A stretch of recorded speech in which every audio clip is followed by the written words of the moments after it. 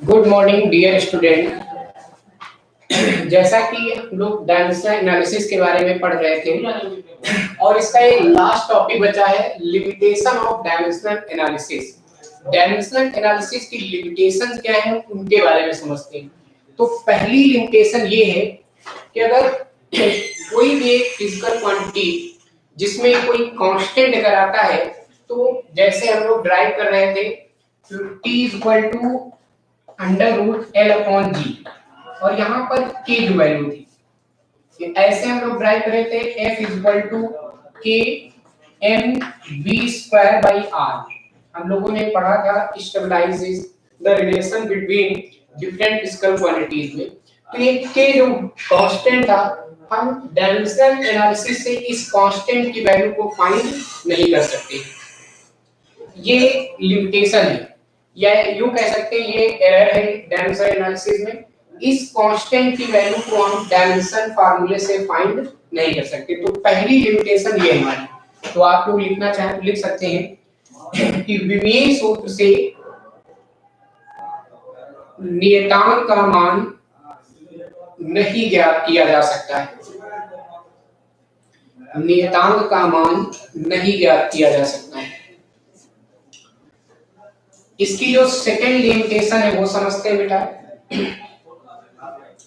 हमने जब आपको ये बताया था कि अगर कोई फिजिकल क्वांटिटी जो है क्वांटिटियों ए, क्वांटिटी बी और क्वांटिटी सी पर डिपेंड करती है, तो वहां पर एक बात हमने बताई थी कि अगर कोई क्वांटिटी तीन से अगर ज्यादा क्वांटिटी पर डिपेंड करेगी तो फिर हम इनमें संबंध नहीं बना सकते हैं विमेय सूत्र से। तो ध्यान देना बेटा, अगर कोई क्वांटिटी दो या तीन क्वांटिटी पर अगर डिपेंड कर रही है तभी हम इनमें संबंध बना सकते हैं मतलब डायमेंशनल एनालिसिस की सहायता से। अगर वो तीन से ज्यादा क्वांटिटियों पर डिपेंड करेगी तो फिर हम डायमेंशनल एनालिसिस से उसमें हम उसका रिलेशन हम नहीं बना सकते। ये इसकी लिमिटेशन है।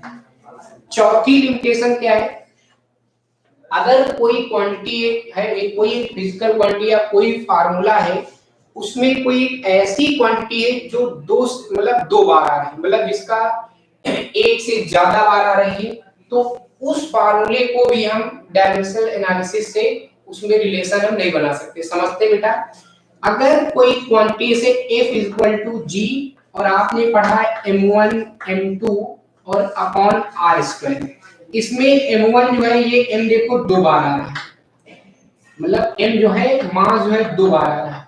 तो विमेय सूत्र से हम इस वाले फार्मूले का रिलेशन नहीं बना सकते। ऐसी बहुत सारी हमारे पास क्वांटिटी ऐसे f इक्वल टू आपने पढ़ा होगा k q1 q2 by r square, यहाँ पर चार जो है वो दो बार आ रहा है, तो विमेय सूत्र से हम इसमें भी संबंध नहीं बना सकते। जो इसका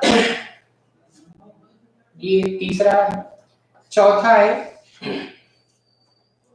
अगर कोई फिजिकल क्वांटिटी मतलब कोई ऐसे इक्वेशन है, समझते बेटा,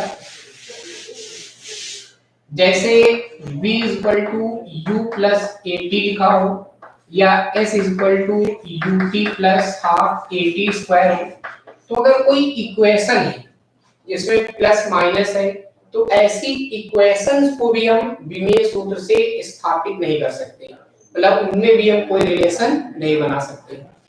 नेक्स्ट जो है लास्ट है इसका 5 नंबर, अगर किसी क्वांटिटी में जैसे जो ट्रिग्नोमेट्री फंक्शन है या लॉगरिथम फंक्शन है या एक्सपोनेंशियल फंक्शन है, जैसे साइन है, sine comma cos comma tan dot dot log e base x या डॉट डॉट ex, अगर कोई ऐसे फंक्शन है तो उनमें भी हम मतलब संबंध नहीं स्थापित कर सकते, मतलब इनका जो डायमेंशन होता है वो डायमेंशन लेस क्वांटिटी है, तो इनमें भी संबंध स्थापित नहीं किया जा सकता। इस पर हम एक एग्जांपल भी समझ लेते हैं। एक क्वेश्चन है, इन इक्वेशन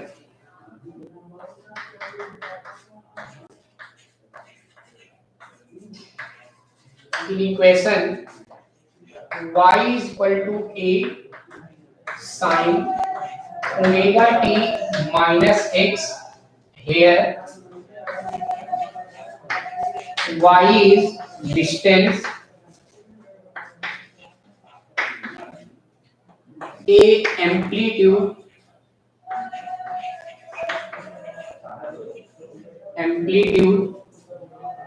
t टाइम, और x जो है वो डिस्टेंस है। x जो है वो डिस्टेंस है। इसमें हमें फाइंड करना है ओमेगा का डायमेंशन क्या होगा, k का डायमेंशन क्या होगा। फाइंड ओमेगा बाई k का डायमेंशन क्या होगा और ओमेगा इंटू k का डायमेंशन क्या होगा, ये आपको फाइंड करना है। या a का डायमेंशन भी लिख लो, a का डायमेंशन क्या होगा।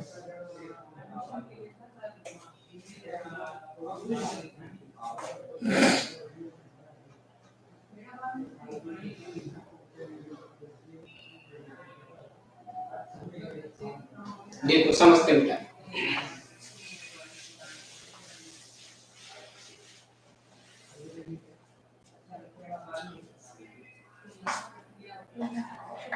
By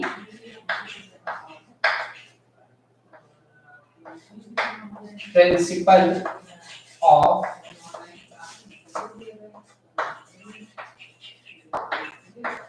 homogeneity. ये अभी हमने कहा कि ये एक डायमेंशन लेस क्वांटिटी, तो डायमेंशन ऑफ y जो है y का डायमेंशन और a का डायमेंशन और इसका डायमेंशन क्या होगा 1, ये एक dimension less quantity. y distance है तो जो a का डायमेंशन होगा वो l हो जाएगा, और आप चाहो तो इसको लिख सकते हैं m0 l और t, ये डायमेंशन ऑफ a। नेक्स्ट समझते हैं।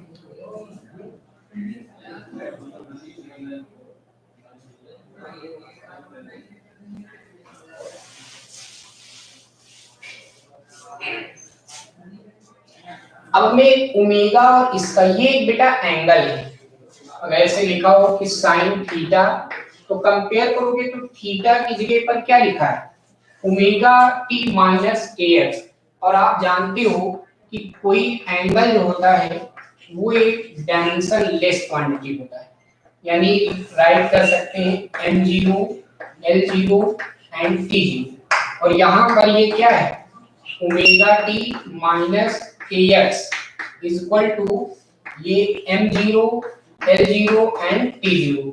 आप जानते हो हम उन्हीं क्वांटिटियों को आपस में ऐड और सबट्रैक्ट करते हैं जिनके डायमेंशनल फार्मूले इक्वल होते हैं, यानी ओमेगा टी डायमेंशन जो होगा और के एक्स का जो डायमेंशन होगा ये आपस में क्या होंगे इक्वल होंगे।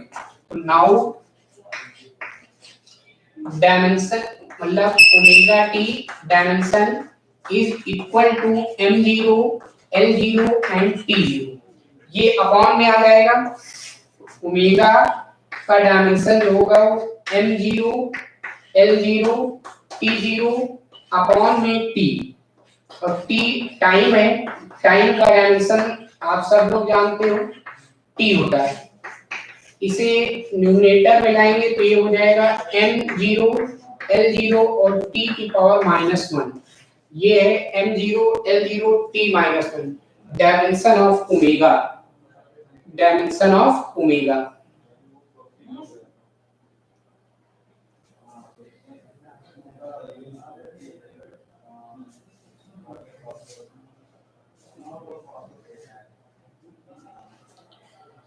इसे बेटा एक्सप्लेन, ये वांडर वाली क्वेश्चन अभी बता रहे हैं बेटा, ये एक्सप्लेन कर ले तो बताते हैं।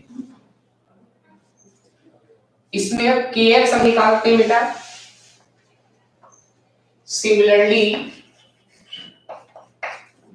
राइट कर सकते हैं dimension of k x is equal to m0 l0 t0, कि x जो है इसके अपॉन में आ जाएगा, तो dimension of k m0 l0 t0 upon में डायमेंशन ऑफ एक्स।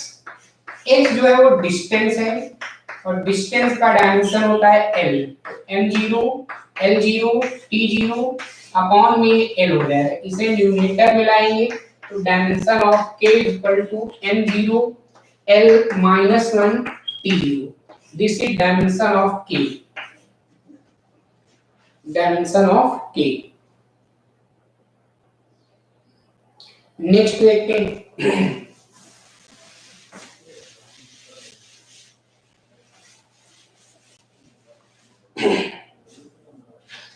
अब हम लोगों को निकालना है ओमेगा अपॉन के। आप जानते हो कि ओमेगा का डायमेंशन अभी आया था m0 l0 और t माइनस 1 और k का जो डायमेंशन आया है m0 l माइनस 1 t0। तो इसे आप राइट कर सकते हैं m0 और ये l ऊपर आ जाएगा तो l1 लिखेंगे नहीं, t की पावर माइनस 1। तो ये आ गया omega upon k equal to m0 lt minus 1, m0 lt minus 1। इसी and omega into k, omega का dimension m0 l0 t minus 1 into m0 l minus 1 t0। इसे सॉल्व करते हैं तो ये आ जाएगा m0 l माइनस 1 और t minus 1। This is dimension of omega into k, omega into k, omega into k। Wander वाली equation देखते हैं बेटा। लास्ट लेक्चर में हमने एक्सप्लेन किया था, लेकिन एक बार फिर से देखते हैं। वांडर वाली इक्वेशन जो होती है p plus a by b square, next bracket में v minus b is equal to r t. यहां पर p जो है वो प्रेशर को रिप्रेजेंट करता है। Here p is equal to pressure, v is equal to volume, R is equal to gas constant, T is equal to temperature,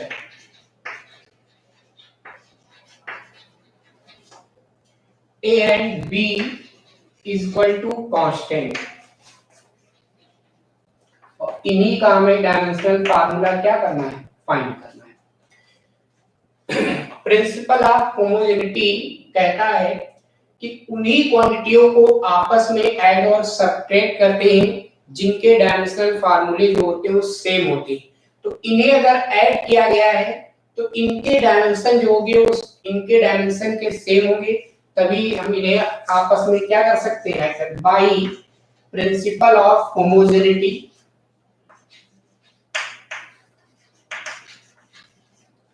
of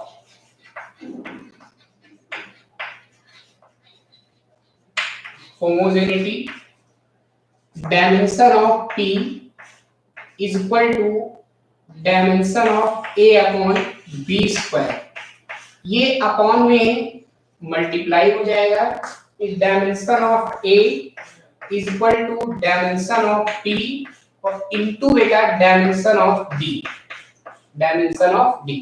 p जो है प्रेशर है और प्रेशर आप सब लोग जानते हो कि P इज इक्वल टू होता है force upon area, force upon area. Force का जो डायमेंशन है वो mLT minus 2, mLT minus 2। Area का डायमेंशन होता है L2, ये पावर कैंसिल होगी तो इसे राइट कर सकते हैं mL minus 1 T minus 2, mL minus 1 T minus 2। This is dimension of pressure. तो प्रेशर का जो डायमेंशन होगा वो mL माइनस 1 T माइनस 2 और इसका जो डायमेंशन होता है L3 और ये स्क्वायर लगाए तो स्क्वायर हो जाएगा। इसे आप जब मल्टीप्लाई करोगे तो mL माइनस 1 T माइनस 2 और ये हो जाएगा L की पावर 6। बेस इक्वल होने पर जो पावर होती है वो ऐड हो जाती है। L-1 L6, तो इसे आप राइट कर सकते हो L की पावर 5 और t-2 यानी ml5t-2। This is dimension of A। अगर हम इसकी यूनिट लिखना चाहें, यूनिट ऑफ A, तो यहाँ पर m का मतलब किलोग्राम, L का मतलब मीटर की पावर 5 और t का मतलब second power -2। This is unit of A। अक्सर यूनिट भी पूछा जाता है। नेक्स्ट हम समझ लेते हैं, नेक्स्ट समझते हैं and dimension of B is equal to dimension of V। V volume है, वॉल्यूम का डायमेंशन L3 होता है। यहाँ यूनिट लिखना चाहे तो डायमेंशन यूनिट ऑफ B और ये मीटर क्यूब हो जाएगा।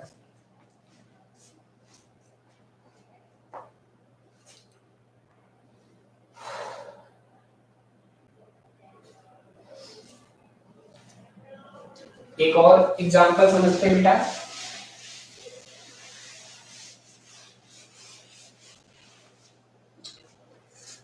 Find the dimension of alpha. Find the dimension of alpha. In equation P is equal to P naught e की power minus alpha T square, minus alpha T square, alpha T square, where t is time, here t is time। यहाँ P जो है वो pressure को represent कर रहा है, हालांकि हमें P की जरूरत ही नहीं पड़ेगी। अभी आपको हमने बताया है कि अगर कोई एक्सपोनेंशियल फंक्शन है तो वो एक डायमेंशन लेस क्वांटिटी होती है।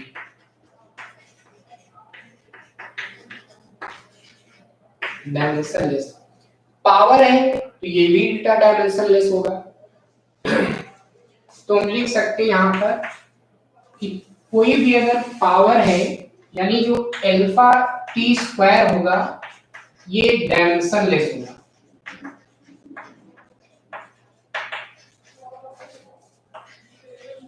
डायमेंशन लेस का मतलब m0, l0 एंड t0। तो अल्फा फाइंड करना है, तो अल्फा का जो डायमेंशन होगा वो आ जाएगा m0, l0, t0 और अपॉन में dimension of t square. t is time, time का जो डायमेंशन है जल्दी m0 और ये l0 और ये t-2 हो जाएगा। यहीं पे और करते हैं बेटा क्लास, कुछ नेटवर्क प्रॉब्लम है, नेक्स्ट क्लास में कल होगी। चल रहा है प्रॉब्लम कुछ।